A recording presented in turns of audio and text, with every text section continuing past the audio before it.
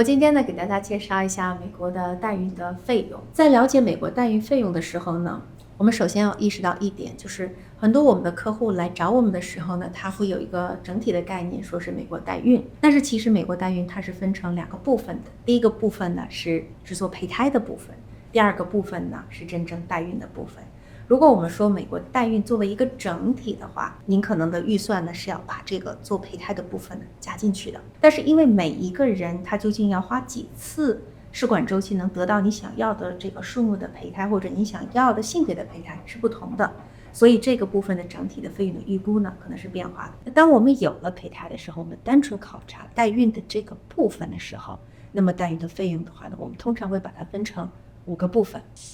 第一个部分呢是制作给代孕母的费用，那这个部分的费用包括他自己的补偿金，包括他的差旅费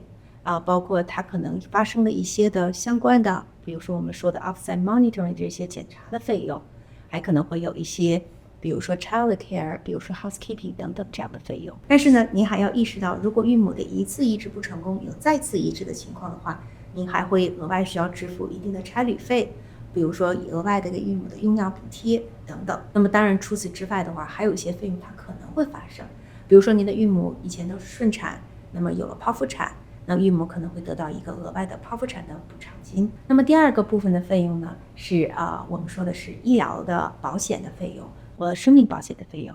而这部分的费用的话呢，根据我们的这个进入代孕的这个周期的时间不同，会有一些变化。医疗保险的话呢，它其实跟你的所处的这个代孕开始的时间不同而不同，因为我们知道美国的医疗保险呢有个保险开放期的概念。如果您恰巧给您的代母呢买上了美国的奥巴马保险，它又可以用于代孕的话，那么这个费用相对来说呢，就可能会在2万以内的范围内。当然这个呢它会有一些变动，取决于什么时候开始，因为它一定是结束在孕母生产之后的3个月所以它相对来讲是可控的。那么如果说我们在开始的时候的话呢，是在一个不能够购买奥巴马保险的阶段的话，那这个费用呢会有一定提高。比如说这个时候你可能会买一个专门为代孕的商业保险，那它也是有一定的范围的，只是比呢就是奥巴马保险要贵一些。那么它 cover 的这个检查的种类检查的数目呢要少一些。那么相对来说，如果是这种情况下的话，可能额外要付至少1万美金或1万多美金的这样的一个 extra cost 来 cover 它的医疗的费用。那么第3个部分呢是法律的费用。法律的费用通常它在一个空间范围内里面，但是如果孕母在不同的州，或者你选择的律师不一样，那这个费用或多或少有一点不同。那么第4个部分呢是一些我们叫做杂费吧，比如说信托管理费心理评估背景调查的费用比如说保险评估的费用等等，这部分的费用呢不是很大。那么第5部分呢其实就是中介费。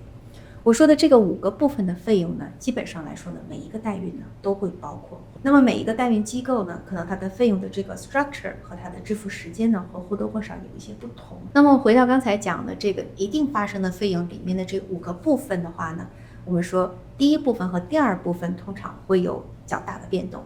因为我们说律师的费用一些杂费和中介费相对来说是固定的。那么给孕母的补偿金的变化呢，比较多的地方呢是根据孕母的 location， 比如说她生活的地区的这个生活成本比较高，那么这时候呢，她的补偿金就会高一点。那么还有一点呢，就是如果是第1次的代孕的妈妈和有经验的代孕的妈妈，有经验的代孕妈妈的补偿金往往要比第1次代孕妈妈的补偿金呢要高很多。那么这个是一个变动，所以大家呢在这一点上呢可能会看到1、2万、2、3万甚至更多的这样的一个区别。所以总体上来讲的话，我跟大家想介绍的就是基本上你一定要支出的费用呢大概是分成这5个方面。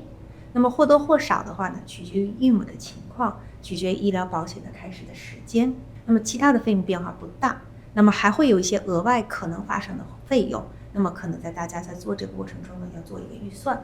那么在这样的情况下，所以你的预算呢可能要额外的去 budget1到2万美金，在中介给您的每一个孕母的预估的费用的基础上，那就差不多了。